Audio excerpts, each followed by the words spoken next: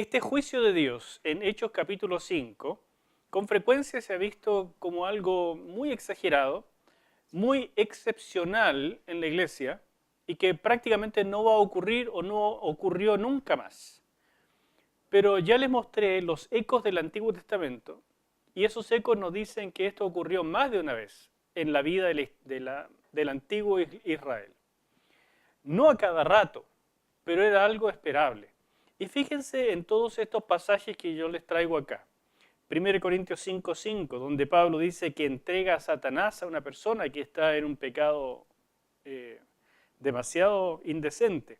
En 1 Corintios 11:30 nos dice que por tomar la Santa Cena indignamente pasan cosas, algunos mueren. Santiago 5:20 nos dice que cuando uno logra que alguien se arrepienta, en el fondo está salvando de la muerte un alma. A lo mejor es una forma simbólica de hablar de la muerte segunda, la muerte eterna, pero también podría ser una experiencia vivida por Santiago de un juicio inminente. En 1 Juan 5, 16 y 17, lo mismo. Hay pecado que no es de muerte, lo que evidencia que en la iglesia se vivía aquel pecado de muerte. Y personalmente yo lo he visto, sobre todo en ministros que cometen pecados que son demasiado evidentes, demasiado perjudiciales para la iglesia, y el Señor interviene y se los lleva. No significa necesariamente que dejaran de ser hijos o que perdieran el amor del Señor, pero entra un juicio inmediato que tiene un componente de disciplina y de también marcar la pauta para la iglesia. 1 Timoteo 1:20, otra vez Pablo dice entregar a Satanás a una persona. En otras palabras, Pablo entiende que es una comunidad llena del Espíritu Santo y que al enfrentarse con una persona que se deja dominar por el espíritu contrario, esa persona puede eventualmente tener consecuencias serias y debe tomarse en cuenta. Ese debiera ser, creo yo, el espíritu en la iglesia, no de juicio, pero de este temor reverente, de esta sensación de que el espíritu de santidad está aquí en medio de nosotros. Hay una nota doctrinal que vamos a ver inmediatamente en esta lámina número 7, pero antes de eso quiero hacerles una nota en relación con el capítulo 5, versículo 16. Dice que aún de las ciudades vecinas, muchos venían a Jerusalén trayendo enfermos y atormentados de espíritus inmundos, y todos eran sanados. Se refiere a esto que pasaba con Pedro, ¿no es cierto?, su sombra, y entonces lo que nos dice este versículo 16 del capítulo 5, en primer lugar, es que esta es la primera insinuación de que lo que está pasando en Jerusalén no se iba a quedar en Jerusalén. Ya estamos viendo que gente de fuera de Jerusalén ha escuchado esto y comienza a venir, porque aquí está pasando algo impresionante. Y cuando alguien empieza a venir, es fácil que esto salga también. Por otro lado, esta es la primera mención en el capítulo de Hechos de espíritus inmundos. Y algo que va a ser bastante frecuente. Hay 23 menciones a espíritus inmundos en el libro de los Hechos. Esta es la primera. Entonces, nos muestra esta continuidad. Jesús, nuestro Señor, se enfrentó con espíritus inmundos con frecuencia, siempre victorioso. ¿Qué va a pasar con la iglesia? Si continúa el trabajo del Señor, también tiene que mostrar las mismas credenciales. Y Satanás no se hizo esperar, y la iglesia no se hizo esperar tampoco en la respuesta. ¿Se fijan? Así es que hay una pauta importante. Bueno, en esta lámina número 7 hay esta nota doctrinal en relación con lo que dice Hechos capítulo 5, versículo 30, de que Jesús lo mataron colgándolo de un madero. Es una expresión completamente del Antiguo Testamento, porque ellos conocían en griego la palabra para crucificar. Era completamente usada en aquella época. Los romanos la usaban también en latín, por supuesto, en las legiones, pero en griego también se conocía. Entonces, ¿por qué usa esta expresión que tiene más que ver con el Antiguo Testamento, heredada de Deuteronomio 21? precisamente porque ocurre que ellos están entendiendo la teología de lo que significa la cruz en el ministerio de Cristo. Para ellos la cruz al principio fue un misterio. Cómo su Señor fue crucificado siendo inocente, siendo el Hijo de Dios. ¿Por qué no simplemente evitó eso? Y además morir en una cruz como un criminal, como un sedicioso. ¿Qué significa la cruz en la muerte de Jesús? Entonces, a través de esto, que muy posiblemente fue usado por los opositores para desacreditar la muerte de Jesús, diciendo, se fijan, el hombre colgó de un madero. Por lo tanto, como dice Deuteronomio, está maldito. Y ellos se dieron cuenta de que la cruz significaba que Él fue maldito por nuestras transgresiones. Y esta es una revelación muy potente, donde los apóstoles empiezan a conectar la maldición de Deuteronomio 21 con las profecías, por ejemplo, de Isaías, de que Él llevó nuestros pecados sobre su cuerpo. Y después Pedro, tomando esto de Isaías, del capítulo 53, trayéndolo en su primera carta, capítulo 2, versículo, ¿cuál es? El 23 parece. Se me fue en este minuto, pero donde él dice que por sus llagas fuimos nosotros sanados. Y él dice, por sus llagas, porque fue colgado, ¿no es cierto? Porque él murió en la cruz. Entonces la teología de la expiación por medio de la muerte en la cruz comienza a revelarse y llega a ser algo muy importante. En el libro de los Hechos lo vemos, Pablo lo usa también. Y por eso esto es una nota doctrinal importante, porque el libro de los Hechos, entre otras cosas, nos muestra el desarrollo del pensamiento cristiano, desde sus primeras etapas. ¿Se acuerdan que en la clase pasada les mostré esta primera nota sobre la Trinidad? Bueno, esto se va desarrollando. Aquí tienen otra muy importante, el entendimiento del papel de la cruz en la obra del Mesías. Otro aspecto muy interesante y muy importante, que también es una nota doctrinal, es cuando fueron increpados, también en el capítulo 5, por los líderes, los apóstoles respondieron esto en el capítulo 5, versículo 29, es necesario obedecer a Dios antes que a los hombres. Y usan la palabra peizargeo, que es una palabra que significa obedecer a un superior. Obedecer es la palabra, pero como si uno estuviera obedeciendo a un superior. O sea, estoy obligado. Yo debo obedecer, porque es un superior. Y cuando yo escojo a quién obedecer, dicen los apóstoles, no puedo obedecerles a ustedes, que son solo hombres, sino que debo obedecer al Señor. Pero lo más sorprendente ocurre en la siguiente vez que se usa esta misma palabra, en el capítulo 5, versículo 32. Y nosotros somos testigos suyos de estas cosas y también el Espíritu Santo, el cual ha dado Dios a los que le obedecen. Fíjense que ellos se ponen como testigos y dicen que el Espíritu Santo es su colega como testigo. Eso es una primera nota interesante. Pero lo más interesante es esto que dice que el Espíritu Santo es dado por Dios a los que le obedecen. Y esto es uno como que no se lo espera. Porque, ¿qué pondrían ustedes ahí? El Espíritu Santo es dado a los que, ¿qué dirían? ¿Qué palabra pondrían ahí? A los que le creen, es lo más obvio, ¿no es cierto? Por medio de la fe es recibido, ¿no es cierto?, el Señor Jesús y las dádivas de Dios. ¿Qué otra palabra podríamos poner ahí? A los que le aman. Esas palabras calzan perfectamente porque hablan de relación. A los que entienden la gracia, cualquier cantidad de conceptos podrían ponerse ahí. Pero obedecer como que no calza porque a uno le lleva la mente a ley, obras. ¿Cómo es esto de recibir el Espíritu Santo a los que le obedecen? Y otra vez nos encontramos con una forma de pensar judía que es importante de entender.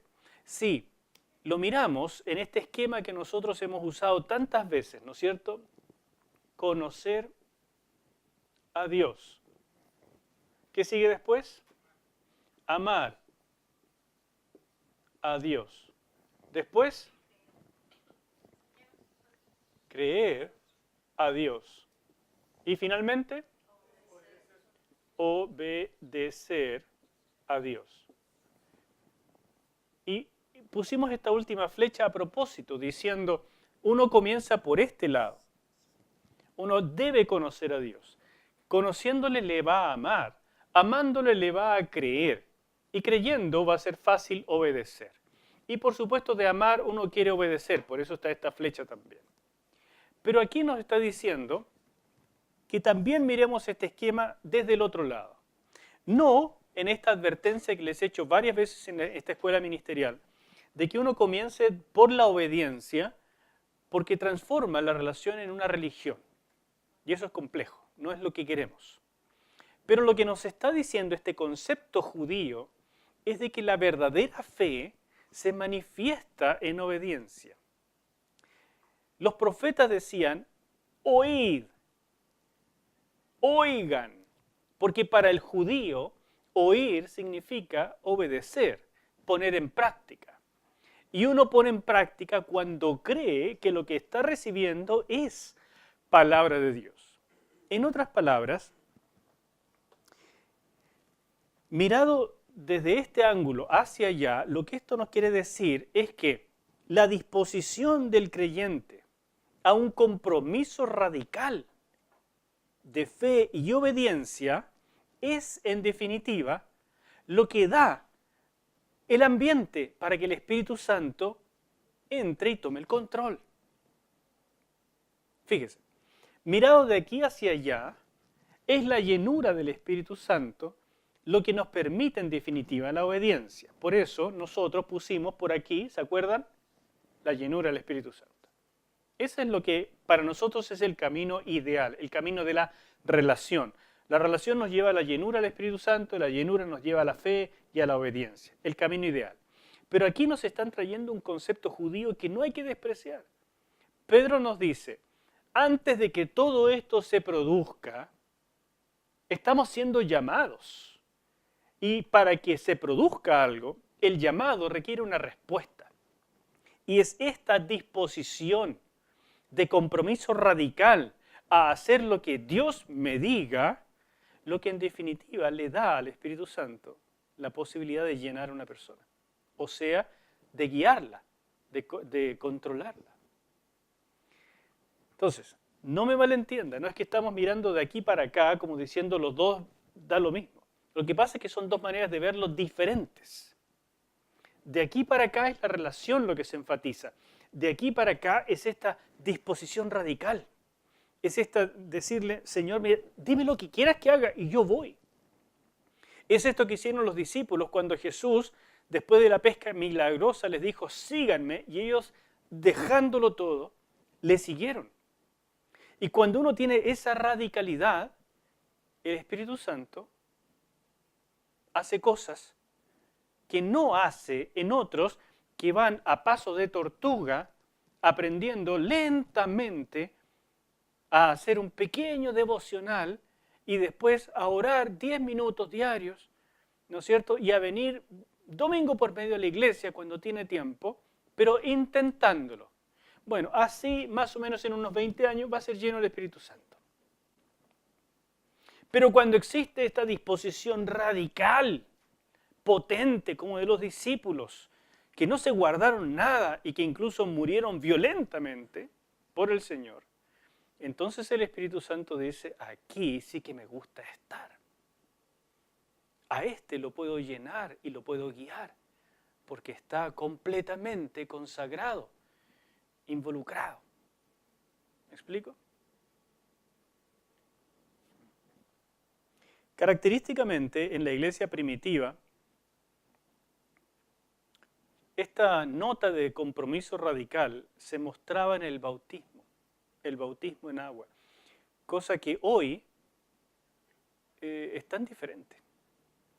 Hoy les hacemos cursos a las personas, les mostramos el privilegio, les llevamos a tratar de entender que Jesús es una nueva vida y que en el bautismo dan testimonio de su compromiso. Pero para serles franco, muchas personas llegan al bautismo y no solamente no han entendido nada, sino que su gran objetivo era el bautismo y después se van de la iglesia. Es una cosa que yo no acabo de comprender, pero pasa. En cambio, en aquella época, el bautismo, para empezar, para los judíos significaba ser expulsado de la familia, ser echado de la sinagoga.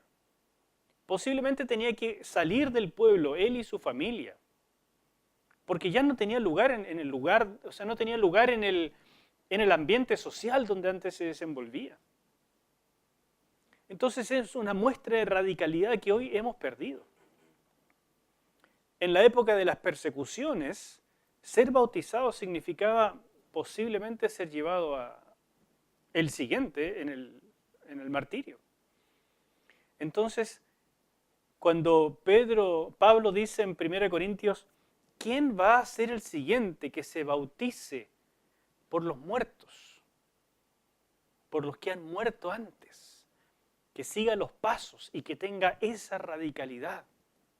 Un versículo terriblemente mal entendido por los mormones. Pero yo veo en Pablo este sentir. ¿Quién es de los que son los violentos? Violentos en convicción, no en impetuosidad, en esta convicción irrestricta, donde el Espíritu Santo de verdad puede gobernar. Ellos son los que arrebatan el reino. Una pequeña nota histórica, también del capítulo 5, es que ellos, ya la persecución se está volviendo cada vez más violenta, los tomaron presos, los azotaron, o sea, ya esto es violencia, ¿entiende? Antes los amenazaron, ahora los azotaban. Y no saben qué hacer, y la cosa está escalando, entonces fácilmente podrían haber matado a estas personas, a estos primeros discípulos.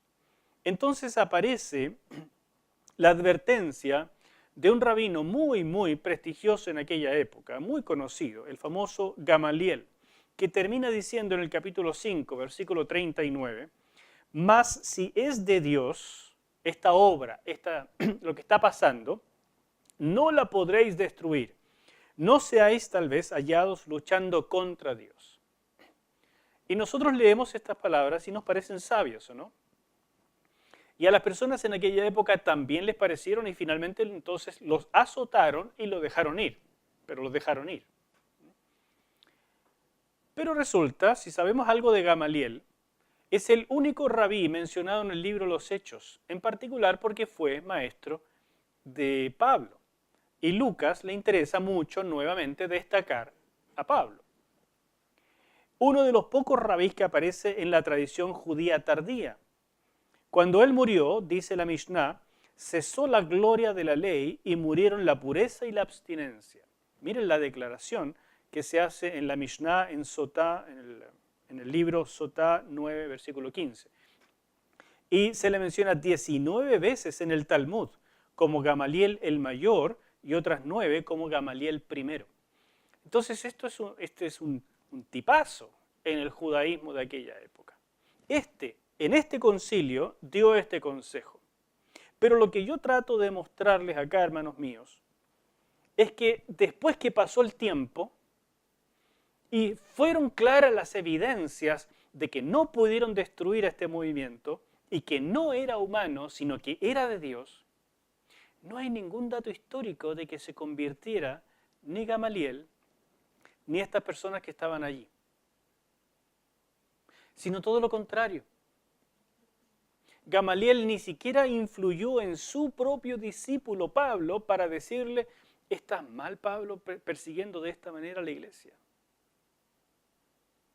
Lo que trato de decirle en definitiva es que hay que tener mucho ojo con conformarse con ser un espectador del mover del Espíritu Santo. Y uno puede situarse en esa posición tan cómoda como Gamaliel, conocedor de la ley, hombre ya anciano, sabio, pero que él se coloca en una posición donde, sí, mire, vamos a ver qué pasa. Sí, están pasando cosas interesantes, pero yo no me involucro. Finalmente, él no se involucra, no se moja las patitas, él no se arriesga, él se queda mirando los hechos históricos, los anota en su cuaderno, y si pudiéramos conocer a lo mejor su libro de viaje, diría, ¡qué movimiento tan potente! Parece que Dios verdaderamente estaba con estos hombres. Pero ¿y yo? ¿Y tú, Gamaliel? Y creo que el libro de los Hechos, Lucas, nos está diciendo, ojo, que aún una persona tan prestigiosa y tan sabia como Gamaliel puede quedarse fuera del reino por mantenerse en una actitud de espectador. En cambio, los discípulos son personas aguerridas, son personas no sabiondas, pero son testigos. Y eso es el cristianismo en última instancia, experiencia. Al final del capítulo 6, Lucas nos va diciendo, en el versículo 7, no al final, dice, y crecía la palabra del Señor y el número de los discípulos se multiplicaba grandemente en Jerusalén. También muchos de los sacerdotes obedecían a la fe. Entonces nos está mostrando que sí había entre las filas de los mismos que eran saduceos, gente que entendía y se convertía. Esos arriesgaron su pellejo, esos tomaron acción y no se quedaron como espectadores desde el balcón. Y ahí está el contraste literario que Lucas hace entre un Gamaliel o los líderes saduceos que azotaron a los discípulos. ¿Se entiende? Otro aspecto interesante es este del gozo y el evangelismo. Fíjese como dice en Hechos capítulo 5, versículos 41 y 42. Y ellos salieron de la presencia del concilio gozosos de haber sido tenidos por dignos de padecer afrenta por causa del nombre. Y en el 42, y todos los días en el templo y por las casas no cesaban de enseñar y predicar a Jesucristo. Esta nota es tan importante, hermanos míos, porque nos dice, en primer lugar, que el ministerio se caracteriza por esto de gozo. Hay de que el ministerio sea una obligación. Hay de que el ministerio se les transforme en una carga. Pero como no hay nadie más que lo haga, entonces yo sigo adelante. Hay de que ustedes se crean los salvadores de la iglesia. Ustedes, hermanos míos, harán un buen trabajo, un buen servicio al Señor mientras se mantengan con gozo. Y no me refiero aquí a colocar otras palabras como fidelidad, compromiso, llenura del Espíritu Santo. No. Gozo. Estos hombres acaban de salir de ser increpados, amenazados y azotados, pero dijeron, hay gozo, porque hemos sido considerados dignos de ser azotados, sufrir por el nombre de Cristo. Ellos entendieron la esencia del ministerio, que es continuar el trabajo de Jesucristo. Si eso no trae gozo al alma, mejor no ministre. No hay problema. Pero no trate de mostrarle al mundo que el ministerio es un terrible sacrificio, es terriblemente difícil, uno sufre cualquier cantidad. No, hermanos míos. Por supuesto que pueden haber sufrimientos. Claro que sí, a veces hay terribles carencias, a veces hay pérdidas. Le pasa a todo el mundo. Y a los ministros estas cosas son calculadas por Dios para sacar cosas especiales de su vida. Y cada uno es un tema aparte. No saquemos super conclusiones de una regla. La vida tiene sufrimientos y el Señor que está en control sabe lo que le da a cada uno por un propósito. Pero el ministerio es un privilegio encantador. El ministerio es seguir los pasos del Maestro. El ministerio es el privilegio de ser hallado digno de imitarlo, incluso en la cruz, si fuese necesario. El que perdió ese gozo, mejor que no ministre. Quédese tranquilo en la banca, escuche mensajes, viva su fe, trate de crecer, pero no sea ministro, porque el ministro es uno que en su testimonio dice lo bueno que es tener relación con Dios. Y si un ministro anda cabizbajo, taciturno, meditabundo, tristón, lagarto Juancho, entonces, hermanos queridos, ¿qué significa ser cristiano? ¿Quién se va a querer convertir para llegar a ser un tristón como el pastor? ¿Me entienden? En segundo lugar, nos dice que aún padecer por Cristo debe entenderse como un llamado. No solo un privilegio, es un llamado. Los que son discípulos son llamados a tomar la cruz y seguirlo. Así que la cruz no es una opción, es el llamado al ministerio. Y cuando uno toma la cruz, se encuentra con el poder de la resurrección. Pero después de tomar la cruz, nos dice también que evangelizar requiere por base el gozo. ¿Se fijan? O sea, en la perspectiva del mundo, el ministerio es ascender, que te vaya bien, que mucha gente llegue a la iglesia, que se conviertan muchos, que la iglesia crezca, que sea un ministerio potente, influyente, que plantes muchas hijas, ¿no es cierto? Que hagas una diferencia, que dejes huella y legado. Pero para Dios el ministerio es tomar la cruz. Y cuando entonces descendemos, eventualmente Él nos hace ascender. Eventualmente. Pero si no aprendemos a empezar por aquí, sino que tenemos este tipo de mirada, lo más probable es que el ministerio sea un terrible porrazo. Y Lucas nos está diciendo esto, con estas pequeñas muestras, imágenes, gozosos por haber sufrido. ¿Quién está gozoso por sufrir? O sea, yo habría llegado diciendo, hermanos, sobreviví. Ahora oren por mí, porque tengo carga de Dios sobre mi vida y tengo que seguir. Pero gozoso, eso es haber aprendido a descender, cosa que yo todavía, confieso, no he aprendido en este nivel. Yo no sería capaz de escribir Hechos capítulo 5, versículo 41. Pero sé que tengo que aprender a escribirlo con mi propia vida. O no soy un ministro digno de mi Señor. Y dice también esto, que el evangelismo se apoya en la experiencia personal del gozo. Porque si no tenemos eso como experiencia personal, ¿qué transmitimos? Por eso en el versículo 42 dice que no cesaban, fíjese, todos los días. Esa es una motivación, hermanos míos. O sea, estos estaban súper motivados. No los paraba nadie, no paraban día a día, por todos lados, a lo que se movieran lo convertían. La motivación de haber descendido y estar llenos del Espíritu Santo. ¿Y qué es lo que hacían? Dice que enseñaban y predicaban. Enseñar es la palabra didáskalo. Didáskalo es el maestro, ¿no? El verbo es didaskaleo, me parece. Entonces, es enseñar que tiene lugar. Uno necesita enseñar las doctrinas de los apóstoles.